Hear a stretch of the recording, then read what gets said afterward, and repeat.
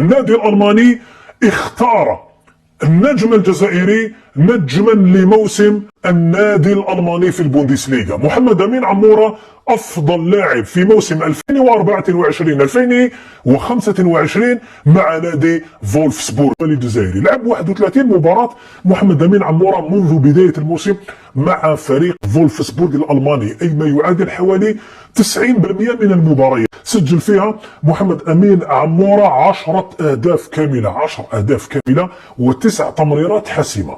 عنده أكثر من 19 مساهمة تهديفية مع فريق فولفسبورغ الألماني، وهو ما جعل عدة أندية تريده. شبيلر دير سيزون باللغة الألمانية، أفضل لاعب في الموسم محمد أمين عمورة كما المنشور تاع فريق فولفسبورغ الألماني الذي أعلنوا من خلاله عن أفضل لاعب في الموسم. أول موسم في البوندسليغا، أول موسم مع فريقه، أفضل لاعب في موسم كامل مع فريقه. هذا اللقب سيرفع من قيمة محمد أمين عمورة في الميركاتو، سيرفع من قيمة الدول الجزائري في فترة التحويلات الصيفية، وأيضا الأندية اللي طلباته: ليفربول، نوتنغهام فورست، ايفرتون، وولفرهامبتون، بالإضافة إلى أندية أخرى.